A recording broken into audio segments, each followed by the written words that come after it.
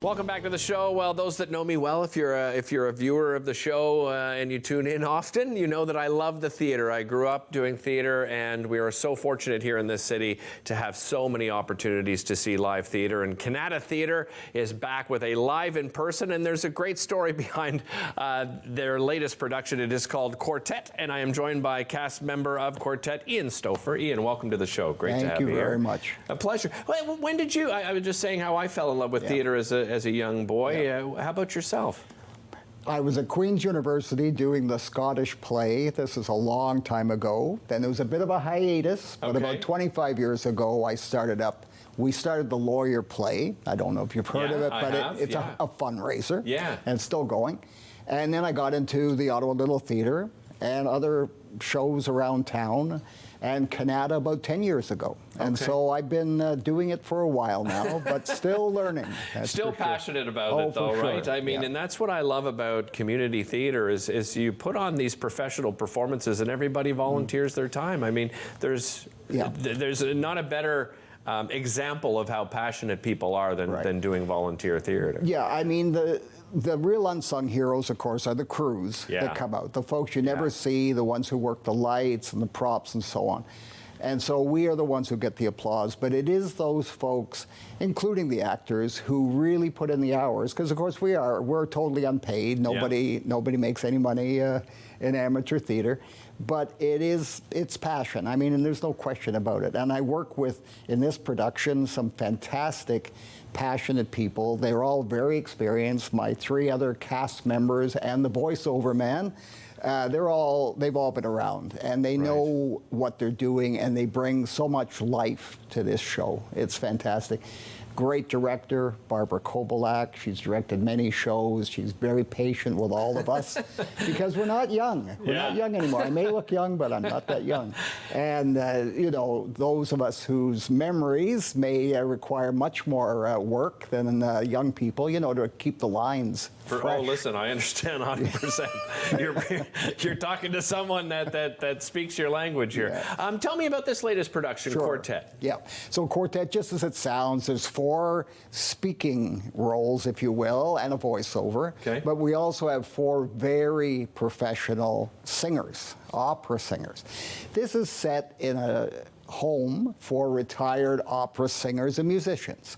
And the 3 of us start the show, and then we're joined by my former wife. And there may not have been the best separation of the 2 of us. So there's a bit of drama there in a funny way. And we try to figure out what we're going to do with ourselves, because now we're there, and we perhaps the word trapped comes up in the dialogue.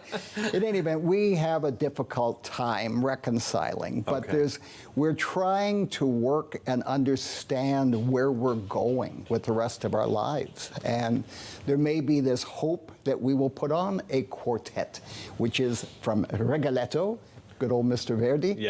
And that is what we're aiming for towards the end of the show, to see if we can do that, to put on the quartet. And Ian, interestingly, you mentioned to me in the green room that there is actually such a thing as a retirement home for opera singers, Yes, there's the Casa Verdi, which is the short form. I can't tell you the entire Italian one in Milan.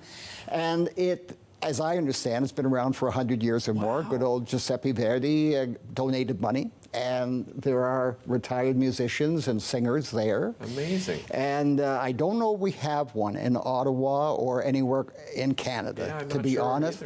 But it is an interesting concept to have people from the same profession and with the same passion and background, you know, to live together. And to think about what they did do and whether they can recapture it to some extent, recapture that youth, realizing they have constraints, restraints, you know, on their physical abilities. But it's a play of hope, I think. It's a love story.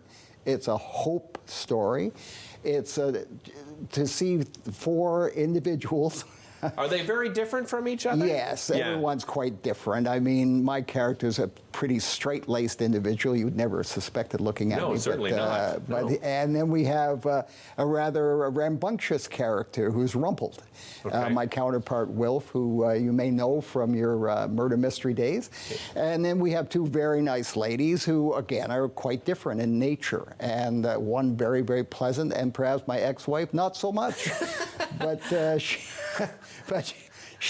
all. Is it sorry? Is it kind of like the idea of the show must go on, although all this drama is happening? We got to figure out how to put on the show. Yes, we're being driven by the notion that we might be able to recapture what we once were, because we were very good when we were young. We were recorded when we were young, and trying to capture that again.